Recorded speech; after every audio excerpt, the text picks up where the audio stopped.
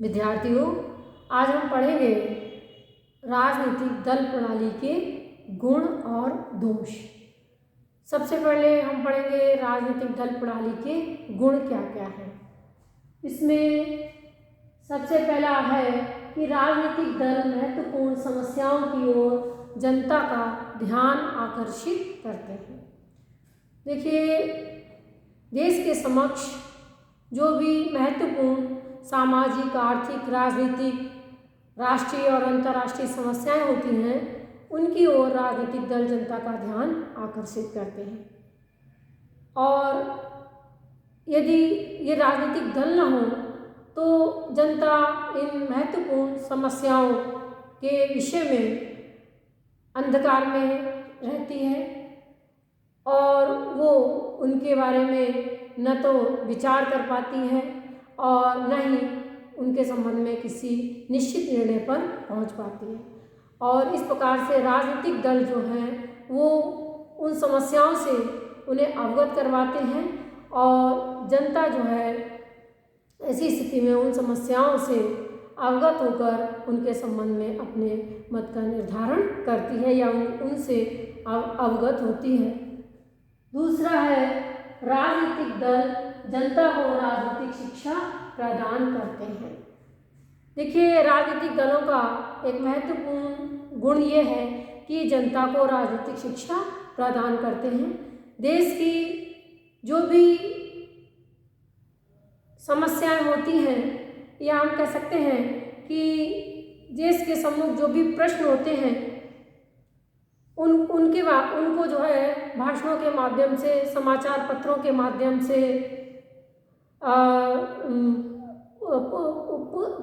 पुस्तकों के माध्यम से, सभाओं के माध्यम से वो क्या कहते हैं, उनको जो है जनता को उनके बारे में बताते हैं। साथ ही साथ उनकी दल की जो नीतियां और कार्यक्रम होते हैं उनके पक्ष में प्रचार करके उनसे जनता को अवगत कराते हैं। और इस प्रकार हम कह सकते हैं कि राजनीतिक दल जो हैं वो जनता को राजनीतिक शिक्षा प्रदान करने में सहयोग करते हैं। जनता जो है इन सब के कारण जो है उन प्रश्नों के बारे में जो है विचार करती है, उनके बारे में उसे ज्ञान की प्राप्ति होती है, उनको समझती है और समझ करके जो साथ ही साथ उनके संबंध में जनता के अंदर राजनीतिक चेतना विकसित होती है। और जब तक निर्वाचन का समय आता है तब तक जनता जो है उन देश के समक्ष जो भी समस्याएं होती हैं, चाहे राष्ट्रीय समस्याएं हों, अंतर्राष्ट्रीय समस्याएं हैं, उनको समझ जाती है। और साथ ही साथ विभिन्न राजनीतिक दलों के जो सिद्धांत और कार्यक्रम हैं उनको भी समझ जाती है। और चुनाव के समय जब उसे जिस दल की नीतियाँ और कार्यक्रम जो है अच्छे लगते हैं या जिनसे वो सहमत होते हैं, उन्हें अपना बहुमत प्रदान करके जो है उनके हाथ में सत्ता प्रदान करते हैं। तो इस प्रकार से राजनीतिक दल जो है देश की जनता को राजनीतिक चेतना विकसित करने में, राजनीतिक शिक्षा प्रदान करने में, जनता को राजनीतिक दृष्टि से जागरूक बनाने में महत्वपूर्ण काम करते हैं। अगला है, सरकार के लिए शक्ति के साधन। देखिए, राजनीतिक दल जो है वो सरकार के लिए शक्ति का साधन के रूप में काम करते हैं। जिस दल को निर्वाचनों में बहुमत प्राप्त होता है वह दल सत्ता प्राप्त करता है और व्यवस्थापिका में बहुमत दल के जो सदस्य होते हैं वो अपने सरकार की सभी नीतियों और कार्यक्रमों का समर्थन करने के लिए तैयार रहते हैं। यदि व्यवस्थापिका में बहुमत दल के सदस्य जो हैं वो नीतियों और कार्यक्रमों का समर्थन न करें तो सरकार के लिए जो है कार्य करना मुश्किल हो जाएगा या सरकार का वहाँ पर बने रहना मुश्किल हो जाएगा और सरकार जो है गिरने की स्थिति हो जाती है। तो इन सदस्यों के समर्थन के कारण ही, बहुमत दल के सदस्यों के समर्थन के कारण ही सरकार जो है सुदृढ़ता और सुगमता से कार्य करने में जो है सक्षम बनी रहती है। तो इसलिए ये सरकार के लिए शक्ति का साधन भी बनते हैं। अगला है, शासक दल की निरंकुशता पर रोक। राजनीतिक दल जो है, जो सत्ता प्राप्त दल होता है, वो विपक्ष के कारण अपनी मनमानी नहीं कर पाता है, उसे हमेशा विपक्ष का भय बना रहता है। यदि शासक दल के द्वारा कोई जनहित के विरुद्ध कार्य किया जाता है तो जो विरोधी दल होता है वो व्यवस्थापिका में और व्यवस्थापिका के बाहर भाषणों के माध्यम से, अपने लेखों के माध्यम से, टेलीविज़न, दूरदर्शन के माध्यम से जो है, विभिन्न प्रकार की चर्चाओं के माध्यम से जो है जनता का ध्यान उनकी ओर आकर्षित करवाता है और साथ ही साथ सरकार की कटु आलोचना करता है कि वो जनहित के विरुद्ध काम कर रही है, जिससे कि शासक दल जो है हमेशा सतर्क रहता है, सावधान रहता है, योग्यता और निष्पक्षता के साथ कार्य करने में समर्थ होता है और इस प्रकार से अपनी निरंकुशता का परिचय नहीं दे पाता है, मनमानी तरीके से काम नहीं कर पाता है। अगला है सरकार और जनता के बीच संपर्क स्थापित करना। राजनीतिक दल जो है वो सरकार और जनता के बीच संपर्क स्थापित करके एक कड़ी का काम करते हैं, या हम कह सकते हैं एक पुल, सरकार और जनता के बीच एक पुल का काम करते हैं। कैसे? क्योंकि जो सरकार की नीतियां और कार्यक्रम हैं उनसे जनता को अवगत कराते हैं और इस प्रकार से सरकार के पक्ष में जन समर्थन जुटाने का काम करते हैं। साथ ही साथ जो जनता की कष्ट होती हैं, समस्याएं होती हैं, उनकी ओर सरकार का ध्यान आकृष्ट करके जनता के उन कष्ट और समस्याओं का निवारण करवाने का प्रयत्न करते हैं। अगला है जनता का नैतिक, बौद्धिक और शैक्षणिक स्तर ऊंचा करना।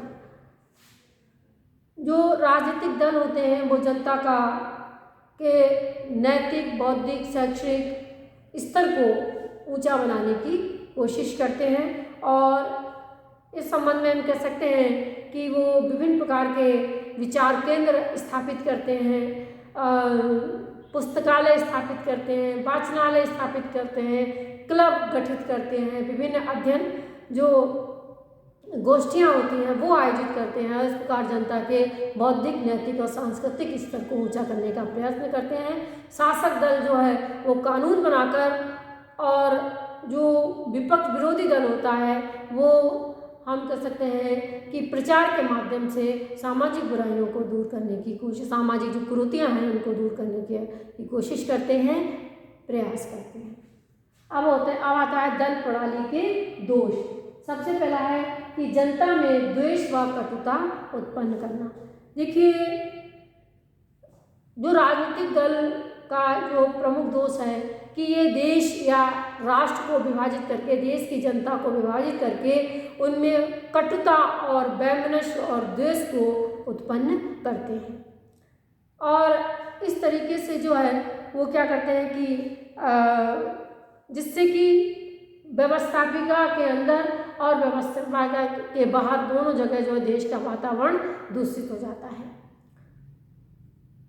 जो विरोधी दल है वो सिर्फ विरोध करने के लिए ही सरकार का विरोध करते हैं और सरकार की कोई भी नीति और कार्यक्रम चाहे कितना भी अच्छा हो लेकिन वो उसका सहयोग नहीं करते हैं, उनका समर्थन नहीं करते हैं और इस प्रकार से सरकार के कार्य संचालन में बाधा उत्पन्न करते हैं।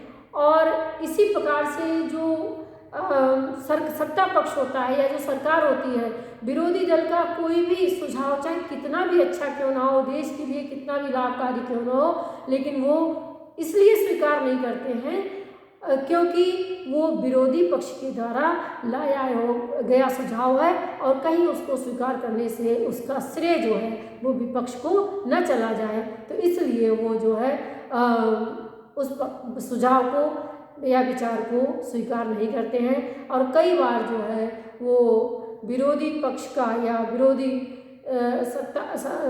दल का जो है लोगों का अनुचित तरीके से दमन भी करते हैं। तो इस प्रकार से हम कह सकते हैं कि राजनीतिक दल देश में कटुता और द्वेष का वातावरण पैदा करते हैं। ब्राइस जैसे लोगों ने भी कहा है कि सिर्फ व्यवस्थापिका में नहीं बल्कि व्यवस्थापिका से बाहर भी ये दल जो हैं देश को विरोधी दो बराबर पक्षों में बांट देते हैं और विदेशी राज्यों के सामने देश का विभाजित स्वरूप जो है प्रस्तुत करते हैं और देश के लोगों में देशभक्ति की जगह कटुता और विरोध और जो वैमनस्य को भरते हैं। इस प्रकार से उन्होंने कहा कि लोगों के बीच जो है वो उन लोगों के मस्तिष्क को पक्षपात से युक्त बनाते हैं और इसलिए प्रत्येक पक्ष दूसरे पक्ष के प्रस्ताव को या बात को संदेह और शंका की दृष्टि से देखते हैं। किसी भी विषय का मूल्यांकन उसके गुणों के आधार पर नहीं हो पाता है। अगला है जनता के नैतिक पतन में सहायक। देखिए, जो राजनीतिक दल हैं वो छल कपट, धोखाधड़ी और हम कह सकते हैं कि मिथ्या दोषारोपण, इन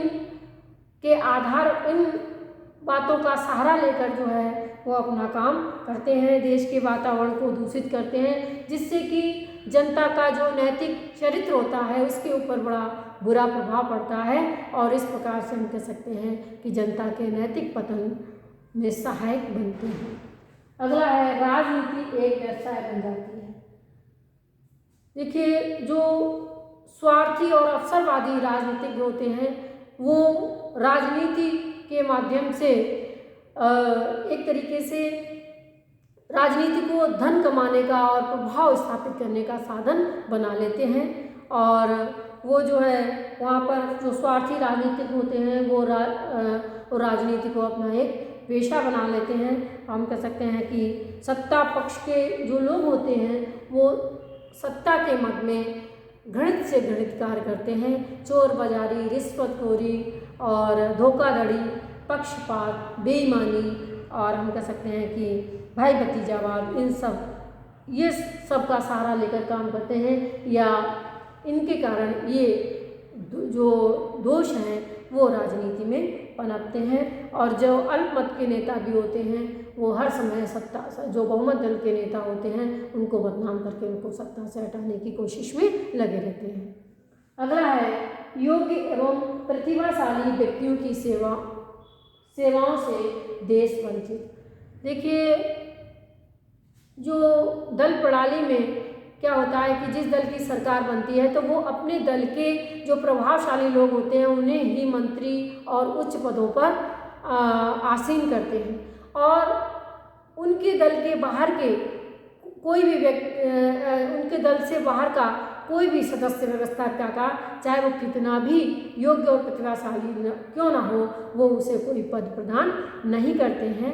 और इसलिए हम कह सकते हैं कि देश जो है वो योग्य और प्रतिभाशाली जो लोग होते हैं उनकी सेवाओं से वंचित हो जाता है, क्योंकि जो देश के प्रतिभाशाली लोग होते हैं, योग्य और गुणवान लोग होते हैं, वो दलीय राजनीति से दूर रहते हैं और दूर रहते हैं उसमें दलीय राजनीति में या दलीय कीचड़ में वो फंसना नहीं चाहते हैं। इसलिए देश जो है वो देश के जो प्रतिभाशाली योग्य व्यक्ति होते हैं उनकी सेवाओं से वंचित रह जाते हैं।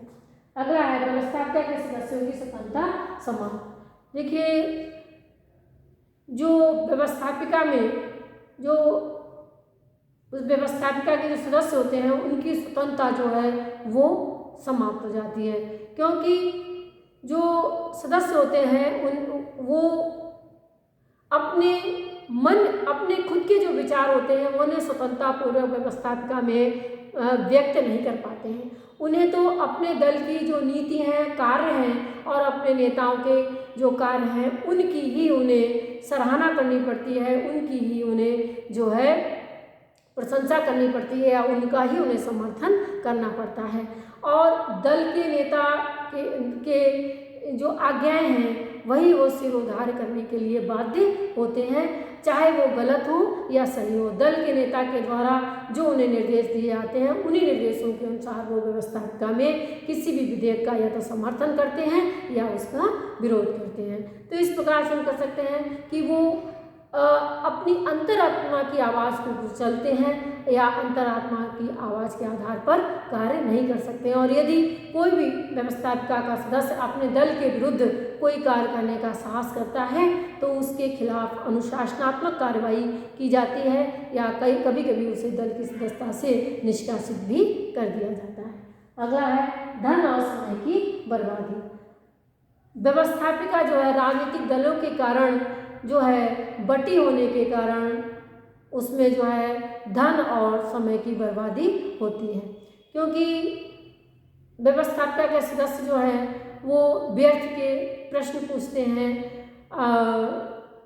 विभिन्न प्रकार के जैसे स्थगन प्रस्ताव लाते हैं और विभिन्न प्रकार के प्रस्ताव लाते हैं, उनके ऊपर लंबी लंबी चर्चाएं की जाती हैं, बहस की जाती हैं और इस प्रकार जो है समय और धन की बर्बादी की जाती है। अगला है सांप्रदायिक वैमनस्य। देखिए, जो राजनीतिक दल जिन राजनीतिक दलों का निर्माण धार्मिक और सांप्रदायिक आधार पर होता है, तो वो देश में क्या करते हैं कि सांप्रदायिक वैमनस्य पैदा करते हैं, देश के वातावरण को अशांत करते हैं और इस प्रकार से हम कह सकते हैं कि जरा सी बातों पर जो है लोग भड़क जाते हैं, सांप्रदायिक दंगे हो जाते हैं और जिसमें कि धन और जन की बहुत बड़ी बर्बादी होती है और देश में गृह युद्ध जैसी स्थिति भी उत्पन्न हो जाती है।